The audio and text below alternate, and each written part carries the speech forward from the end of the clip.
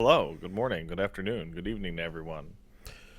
See, that sounds like an inclusive greeting, but what it actually is I say good morning despite the fact that it's not the morning, and then I panic and just throw the other two in there. Yeah. So, something I've been wondering, actually. Ask me you're wondering. So, I've been playing some Teppen, and, Mm-hmm, mm-hmm, cards pop up mm-hmm. every now and then, and I see things and I go, hey, look, that's a Capcom. That's a That's Capcom I know. Capcom. That's a That's Capcom the I don't. game. That's the whole game. That's a Capcom. Yeah. So, and sometimes I go, oh, there's a Capcom, and sometimes I go like, is that really a Capcom? Or that's a Capcom? Right. And so I got this card that I started playing in my deck, and it Right. shows off a Resident Evil villain who seems to be a long-haired military man. All right. I have it ready for me to punch the name of the card in. Well, the description should be more than enough because standing next to this military man is what appears to be a big tyrant in a white coat with shades Yeah. on.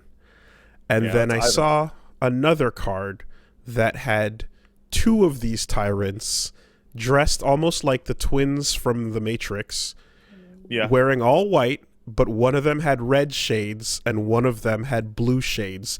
And Yeah, that's the Ivans. it was the single dumbest looking thing I think I've ever seen associated with Resident Evil. What the actual fuck is happening? Let me take a quick look. Didn't you play Umbrella Chronicles? Umbrella Chronicles? Yes, I did.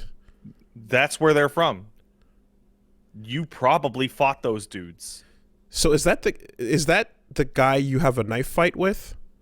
No, No, eh? that's when you beat the game and you unlock the Wesker campaign. He's sneaking in the base before Chris and Jill get there, and the evil Russian military man tosses out the Ivans, which are just two Mr. X's with red and blue sunglasses. Oh And they're wow. ugly. They're ugly sunglasses. So I was just in the back of my head. I'm like, did you not only play that, but did you like record that and just delete it from your No, mind? no. I was it a second campaign with Wesker? Because Yeah, it was the post game campaign with then I Wesker. might not have done that. I think I just did the normal campaign and then that was it. So I don't think I saw that because I Oh, were saw you those. asking if like one of those dudes was Krauser? No, I was the military man because I didn't Yeah. remember. I didn't remember whether or not the military man was the same guy that you have the knife fight with. But regardless of, but he was just a military man, so I was like, okay, whatever. I may He or was may not. an old standby of the Code Veronica plot Yeah, line that was a bunch of Umbrella's founders are like European like neo nobles or whatever the fuck. I saw the military man, and my brain went, you might recognize this dude, or you might not. You may or may not have seen him before, or whatever. But I then don't remember that guy's name.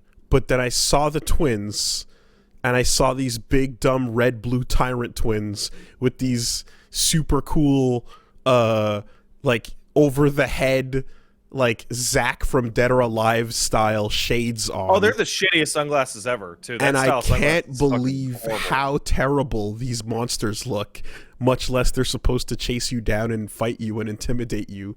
They're the lamest looking things I think I've ever seen in Resident Evil. I Well, can't believe how dumb it is.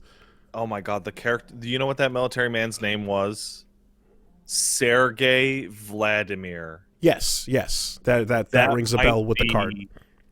That might be. He might as well be named like Joe America, but Russia.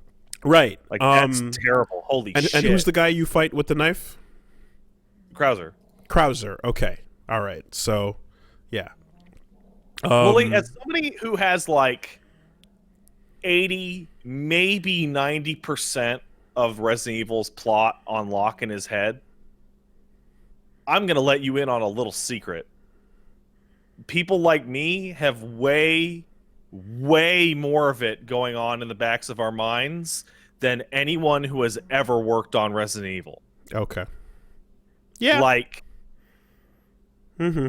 like Leon was supposed to have a fucking sword and do high times to zombies and shit Mm-hmm. until he became Dante. Yeah, no, you'd be surprised how often, like, people that are fans of the thing know the thing way more than the people making the thing. That happens.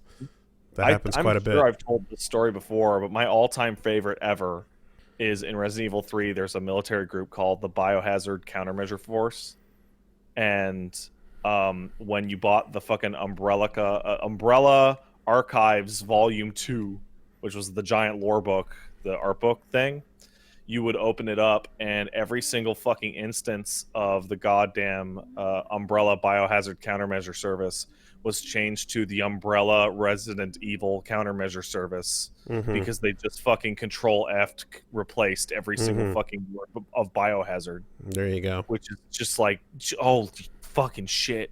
No one cares. No one gives a single shit ever. Yeah. Fuck. I mean, dude, the process of trawling through Guilty Gear's history is revealing the times where they've changed their minds about things. You know, you can see retcons, but then you can see things where it's like, actually, on second thought, I think we're just going to swerve in this direction because it is a better fit for something else or whatever the case is. That storyline started to break right away, and like attempts to fix it like never actually fixed any of them.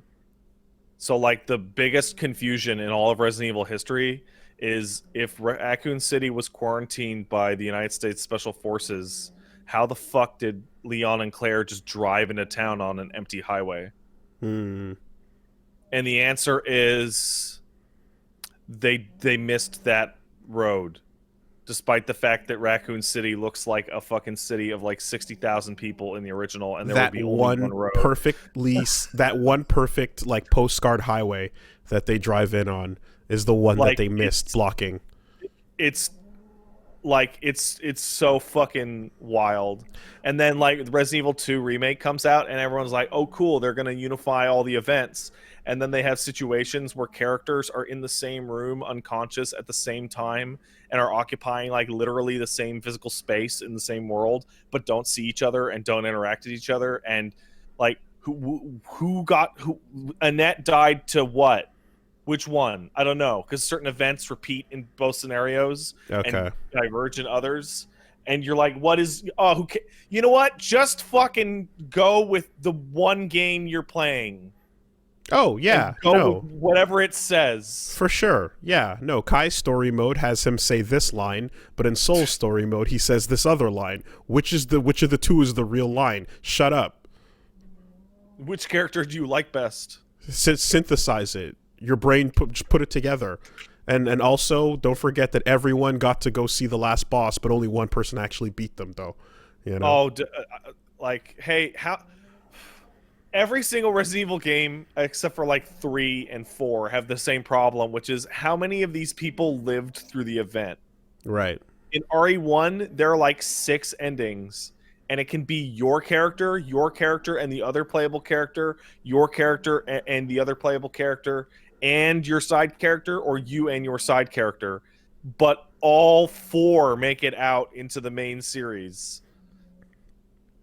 Even though there's no ending that ever has Barry and Rebecca sit on each next to each other on the fucking helicopter. I think Yoko Taro figured it out by just saying, "Look, man, there's multiple, and we're picking one. Shut up." You know, the others are there, but this is the one that goes to this one, and then the rest, like, take it or leave it. Canon sucks, dude. It's often a problem. I can definitely see that, and also like you have to choose between like adhering so strictly that you isolate people that are new versus like, you know, the cool thing of continuing something that you already started. There was a recent... Oh, God, I forgot what it was. It was somebody in the chat could remind me maybe, but it was like a couple weeks ago.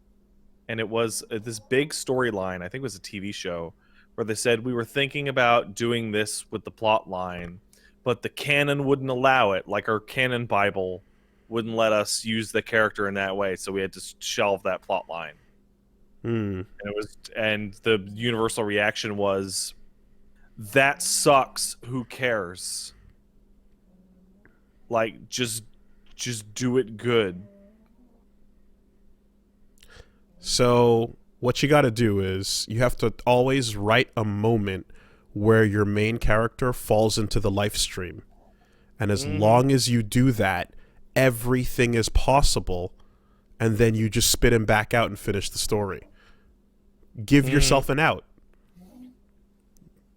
That's what I find say. it funny that you mentioned the live stream, because that happens 3 times in FF14 story, where they don't know how to get a character out of a scene.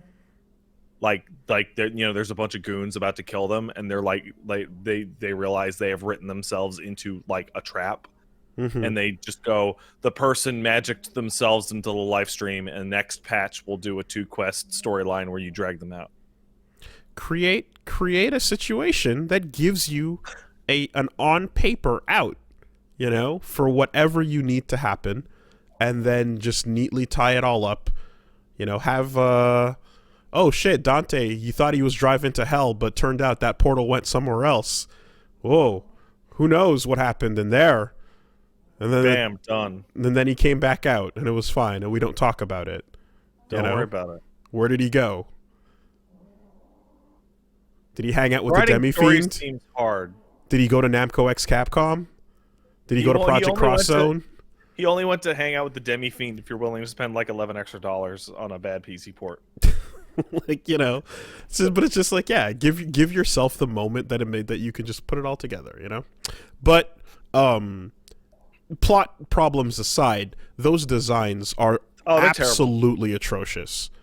I mean, they're give me a mental moment, and I'm scanning through like every monster